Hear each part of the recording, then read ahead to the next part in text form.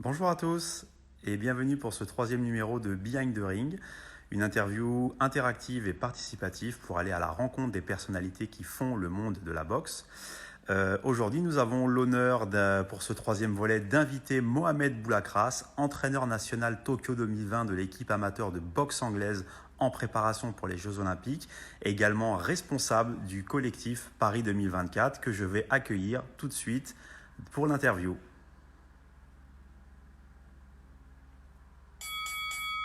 Allez, on y va.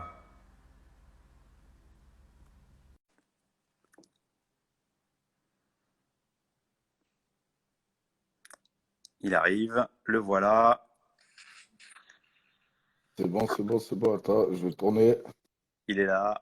Super. C'est bon. Salut Moha, comment ça va? Et toi, ben, ça va? En forme? Ouais, super. T'as la forme? Oui, très bien, je te remercie. Je vais Super. mettre ça Je comme te ça. remercie de nous donner un peu de ton temps et de pouvoir partager avec les membres de l'Apollo une petite discussion. Merci d'être avec nous. Pour les gens qui ne te connaissent pas, est-ce que tu peux te présenter dans un premier temps déjà ta carrière de sportif et puis ensuite ton métier actuel, mais déjà qui tu es d'un point de vue sportif? D'accord. Donc, moi, je m'appelle Mohamed Boulakras. Donc, j'ai été athlète de haut niveau pendant plus de 10 ans. J'ai fait partie de l'équipe de France olympique. J'ai été présélectionné pour les Jeux d'Athènes en 2004. Ça fait loin. Déjà loin, ouais. Mais voilà, et du coup, j'ai été deux fois champion de France et j'ai eu aussi une carrière professionnelle derrière. Très bien, Donc super. aujourd'hui, je suis entraîneur national Mhm. du groupe olympique pour Tokyo 2020 et également responsable du collectif Paris 2024, comme tu l'as précisé. Super, impeccable. On va parler de tout ça. Tout d'abord, est-ce que tu peux expliquer à nos spectateurs en quoi consiste le métier au quotidien? Je ne parle pas de la période de confinement, mais au quotidien, le travail d'un entraîneur national dans le cadre de préparation des Jeux Olympiques, par exemple. Alors, le travail d'un entraîneur national, c'est de programmer, planifier, organiser et préparer surtout les athlètes aux différentes échéances majeures qui sont les championnats d'Europe, les championnats du monde et les Jeux olympiques. Il a aussi un travail en termes de détection sur le territoire national et donc il met en place la stratégie de formation des athlètes en vue des Jeux olympiques.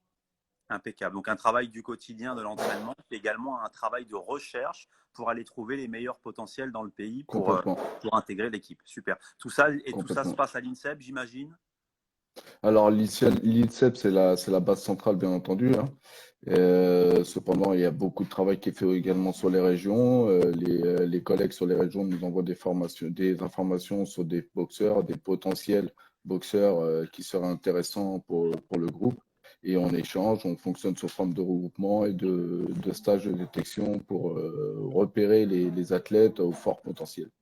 Impeccable, super.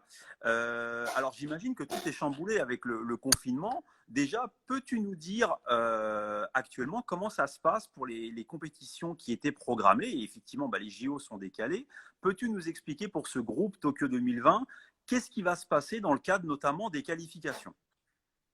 Alors, bah, comme vous l'avez tous appris, donc les Jeux Olympiques sont décalés d'un an. Pour le moment, au niveau information, on n'en sait pas plus que ça. La seule chose qu'on sait, c'est que les compétitions sont gelées jusqu'au mois de septembre, normalement. Ok. Et donc, il y aurait une reprise des compétitions préparatoires, hein, j'entends des tournois préparatoires pour le tournoi de qualification. On espère que le tournoi de qualification auquel on a commencé à participer à Londres puisse reprendre avant la fin 2020. D'accord. Ça serait très bien. Et ensuite, il y aurait le tournoi mondial, un dernier tournoi qui se déroulera, lui, à Villebon, à Paris, en région parisienne. Dernier tournoi mondial où ça sera la dernière chance pour les boxeurs de se qualifier. Impeccable. Est-ce que tu peux nous parler un peu de la constitution de cette équipe Tokyo 2020? On sait qu'il y a des leaders dans cette équipe, il y a des jeunes pépites en devenir. Vous avez notamment déjà deux qualifiés. Peux-tu nous parler un peu des profils qui constituent l'équipe? Alors, c'est une équipe avec laquelle on travaille depuis 4 ans, voire même plus pour certains. Comme tu l'as dit, il y a des boxeurs, entre autres un boxeur qui a fait partie de Rio, Sofiane Oumiya, qui est devenu champion du monde en 2017.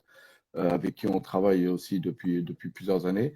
Et il y a d'autres jeunes comme Bilal Benama qui, lui, s'est qualifié au tournoi, qui a eu la chance de pouvoir se qualifier assez rapidement au tournoi de Londres.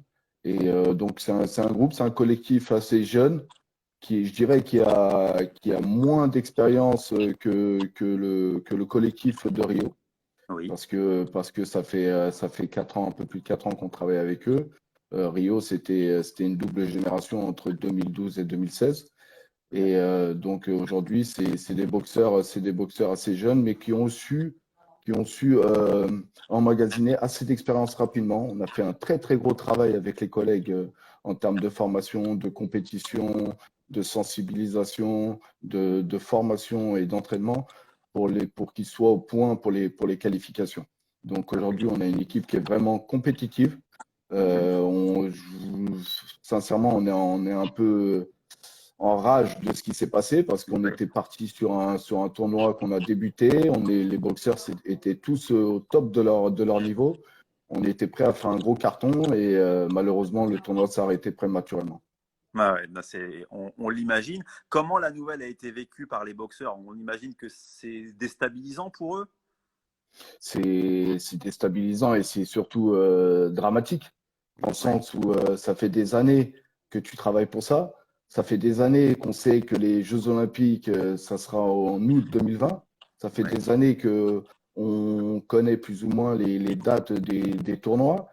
On arrive au tournoi, on se profile, on voit le tableau, on voit les adversaires, on voit les qualifications se dessiner et tout s'arrête.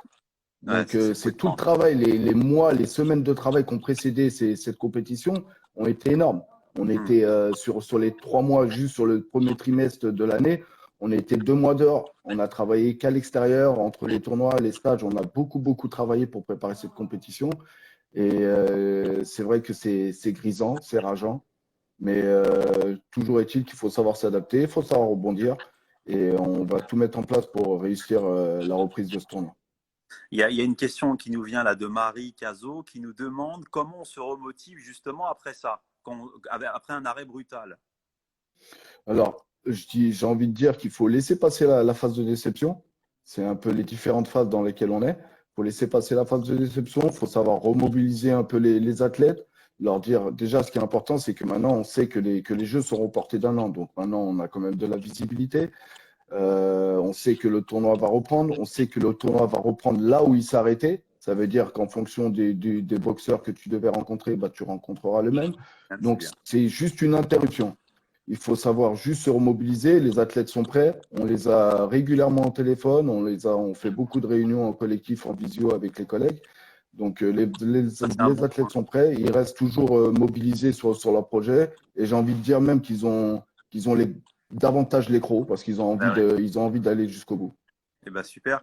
Tu parles justement de partage que vous avez avec le staff. Peux-tu nous parler de l'organisation du staff et qu'est-ce que vous avez Complètement. mis en place? Comment vous vous êtes adapté au confinement pour pouvoir continuer à préparer les athlètes? Alors, on a la chance d'avoir un staff assez élargi, hein.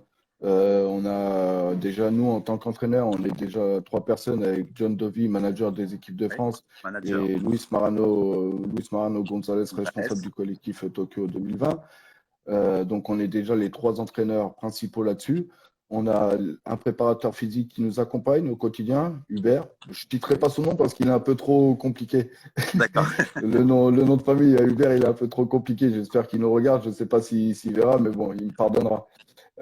Donc, il y a Hubert, il y a tout le corps médical, les kinés, Nicolas Cazula, Catherine Perron, il y a pas mal de monde qui sont autour. On a créé un groupe sur WhatsApp où les Ouais, informations diffusent. Alors, on essaie au maximum de centraliser les informations. Chaque idée, chaque information que quelqu'un peut recueillir du staff passe forcément par une seule personne qui envoie l'information aux athlètes pour pas que ça parte dans tous les sens. Il y a assez d'infos et d'intox sur les réseaux sociaux pour perturber. Et l'idée, c'est vraiment de recentrer et de donner des bonnes informations au bon moment par une personne aux athlètes. très bien. Donc voilà, donc on a organisé et il y a tout le suivi qui est mis en place, entre autres sur le plan aussi nutritionnel et Très bien. Le vrai psychologique suivi. également. Super. Je complète la question. Dans le programme d'entraînement, comment font les athlètes pour s'entraîner? Qu'est-ce que vous avez prévu avec le staff pour ce travail à distance? Alors, c'est un peu particulier, mais là, on envoie toutes les semaines des programmations sur toute la semaine. Il y a les programmations alors d'ordre physique, ça tient compte bien entendu des recommandations qui sont prises, enfin qui sont données par le ministère des Sports et les différents chercheurs.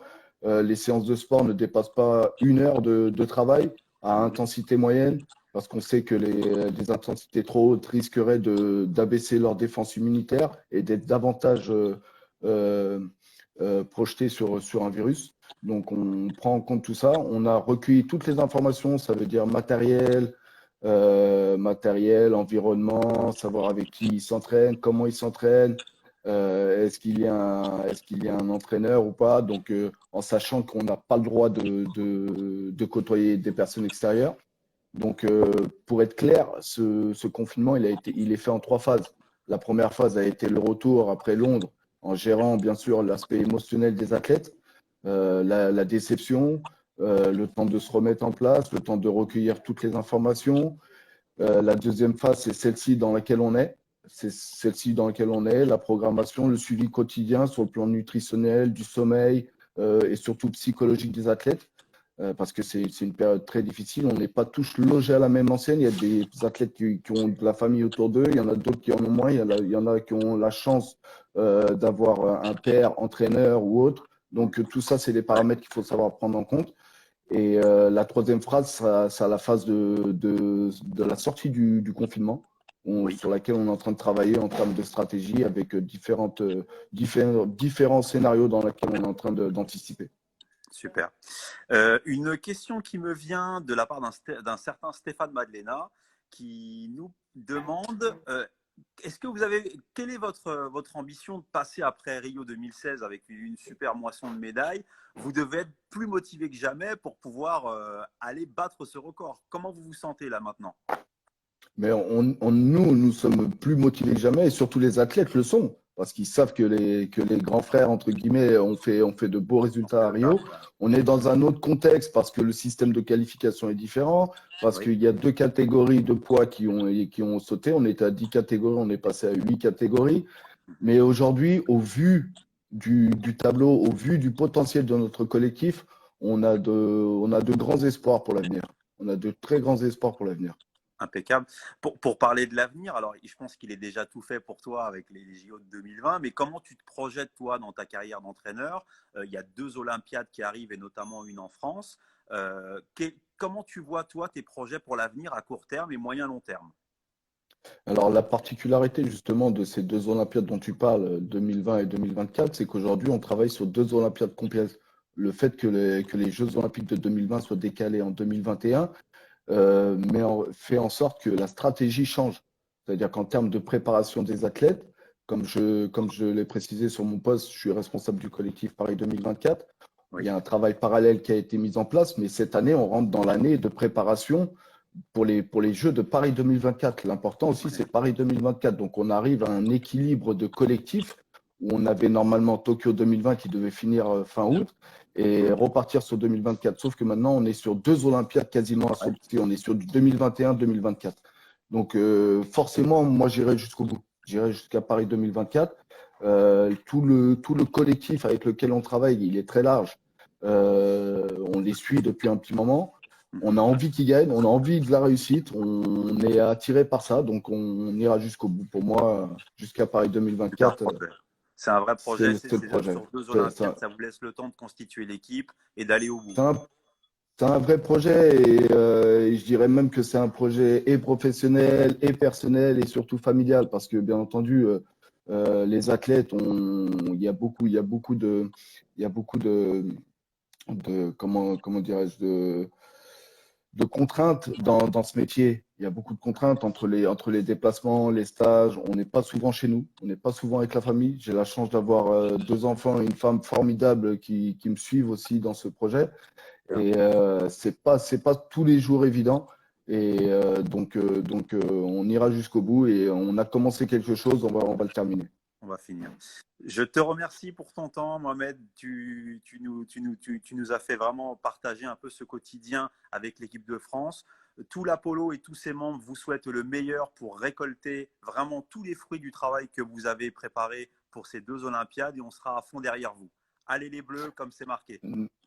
Nous aussi, on est à fond derrière vous et on voudrait aussi, enfin, je voudrais à titre personnel vous saluer tout le travail que vous faites, vous féliciter, vous faites du super boulot. La seule chose que je peux vous souhaiter, bah, c'est longue vie à Apollo, Merci. qu'on continue à entendre parler de vous et continuer à fond comme vous êtes et ne changez rien, c'est super. C'est très gentil, Momo. Merci à toi et très bon courage. Rendez-vous à tout le À monde demain bientôt, pour le quatrième à bientôt. numéro. Toujours pareil sur le Merci même à vous. format. Merci Mohamed, à bientôt. Salut. Merci, au revoir. Ciao.